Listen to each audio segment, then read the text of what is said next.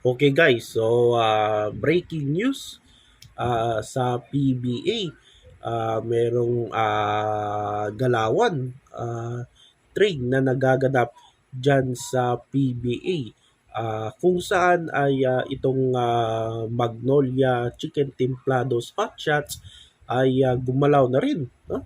Sa wakas, itong Magnolia, so ito yung involved na mga player.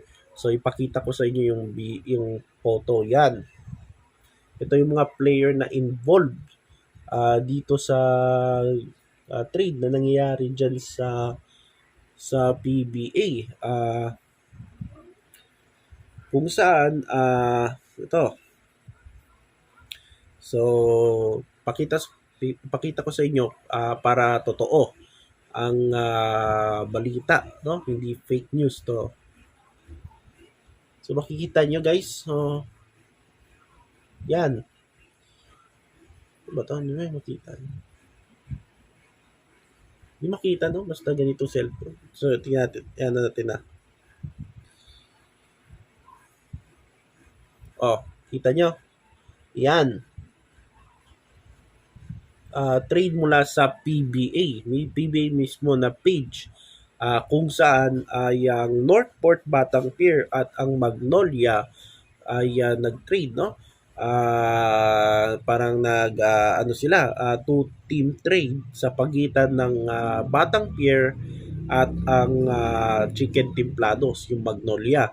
So yung si Calvin Abueva at kasama niya dito si Jeric Balanza ng Magnolia ay iti-trade patungo sa Northport. So Northport, pupunta itong si Abueva at si Jeric Balanza. Kapalit ni ang pangalan nito? William Navarro na pupunta dyan sa Magnolia. So yan, no? Calvin Abueva at Jeric Balanza sa Northport at si William Navarro ay pupunta sa Magnolia. So ano masasabi nyo dito? Dito sa trade ng Magnolia at Northport kung saan itong si Abueva ay mapupunta na sa Batang Pier. So tingnan natin sa Northport Batang Pier, of course, struggle sila ngayong Philippine Cup kung saan ewan ko kung kailan na makabalik itong si Arvin Tolentino, kung maglalaro pa rin ba siya dyan sa Northport Batang Pier, kasi may mga offers na itong si Tolentino ay maglalaro, no, sa overseas at hindi pa natin nakita yun, no.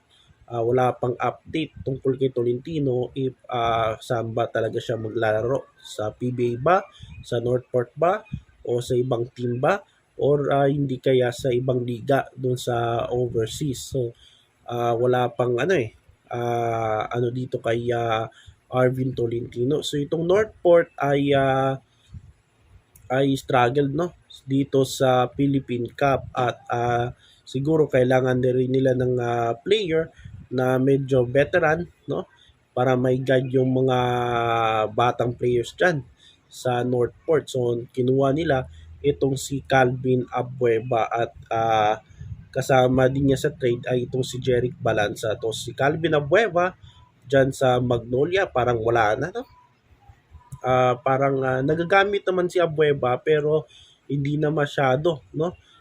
Katulad ng dati, kasi naghahati na sila ng ng pagdating sa scoring, no, at sa rebounding, para naghahati na sila ni Lucero. Si Lucero din galing Northport yan nung nakarang season. Itong si Xavier Lucero galing doon sa trade at pinalitan din siya galing sa trade sa Magnolia. Na-trade siya sa Magnolia at ang kapalit yon ay si Gio Lalon. So si Calvin at si Gio ay magsasama muli dyan sa Northport Batang Pier. So itong si Calvin Abueva ay medyo bumaba na yung laro niya sa Magnolia, kasi veteran na rin itong si Calvin Abueva at siguro kailangan na rin niya, no, mag-move on dyan sa Magnolia at sumubok na lang, no, sa ibang koponan na medyo yung mga players ay mukhang bata-bata pa. So kailangan talaga ng guide dito mula kay The Beast, Calvin Abueva. Ito naman si Balanza, hindi na medyo ginagamit dito sa Magnolia. So dito parang nag-Northport na ito si Balanza, tama no? Nag-Northport na ito si Balanza. So balik Northport itong si Jeric Balanza. Tapos itong si William Navarro, dyan sa Magnolia, so malaking tulong yan dito sa Magnolia dahil maganda yung record nila sa All Filipino. Kaya kailangan dito yung output, lalo na dyan sa opensa sa tulong ni William Navarro. Kasi tingnan mo yung Magnolia ngayon. Sa totoo lang talaga yung Magnolia, malakas naman talaga yan. Kaso parang walang pagbabago no? Sa kanilang mga players. No? At hindi natin masisisi yung sister team, yung SMC, kasi sabi daw nila na pinabayaan daw ng SMC itong Magnolia. Pero tingin ko hindi naman totoo yun. At talagang mahina lang talaga yung management ng Magnolia no tungkol sa mga galawan. So ngayon ay parang maganda na no at gumalaw na rin itong Magnolia. Siguro nakinig na sila sa mga fans nila na dapat talagang i-trade na yung mga ibang players dyan at palitan na ng mga mas bata na talented no kagaya ni William Navarro no isang shooter. So kailangan talaga ng mga ganyang player para dyan sa Magnolia kasi maganda na yung record nila at kailangan din nila na makapasok sa semifinals at makapasok sa finals o di kaya mag-championship. So doon naman ito namang si update dito kay Shawnee Winston. So ayon dito sa isang post, so Pilipinas basketball via One Sports yan. So baka sabihin niyo fake news tayo So Pilipinas basketball sa breaking Converge Fiber Xers planning to offer Shawnee Winston expiring contract to TNT in exchange for Mikey Williams. So parang itong si Shawnee Winston ay expired na. Mag-expire na yung contract niya sa Converge at di ko alam kung pumirma ba ito ng extension sa Fiber Xers. So ang plano ng Converge ay i-offer itong si Shawnee Winston no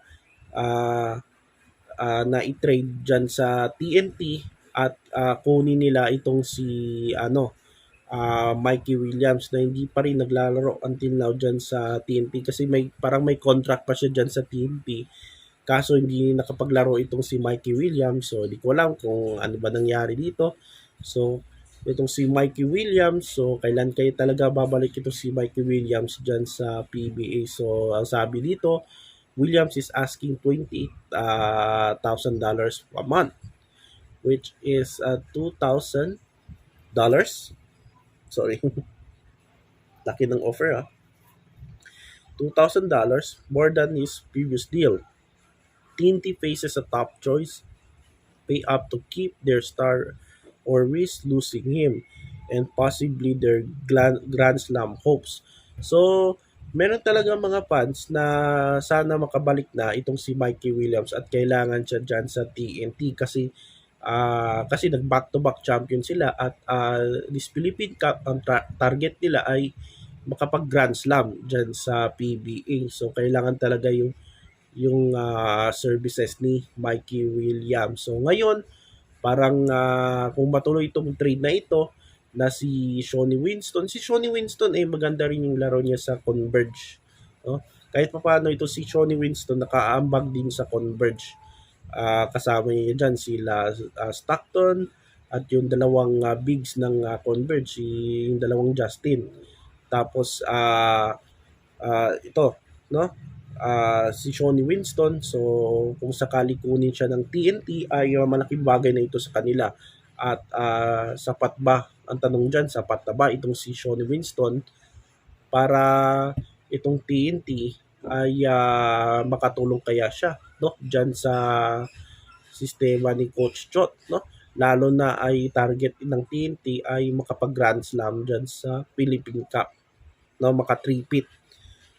So yan yung ano ng TNT. Sa Converge naman, if makukuha nila itong si Mikey Williams dyan sa Converge, so assuming natin makukuha siya sa Converge, ay mukhang malakas na itong Converge at hihintay na lang itong si Heading. Ewan ko kailan ba siya makakalaro. So medyo malakas na yung Converge at target nila, of course, makapasok sa semifinals. First semis appearance as a Converge franchise. So yan talaga yung target ng Converge Fiber-Xer. So yan, abangan natin kung matuloy ba itong plano na ito or parang wala lang, no? Planning lang. So yun. So yung ano talaga, confirm na yung Northport at Magnolia. So si Navarro mapunta sa Hotshots at si Calvin Abueva at Jeric Balanza sa Batang Pier. So yan yung PB update sa araw na ito.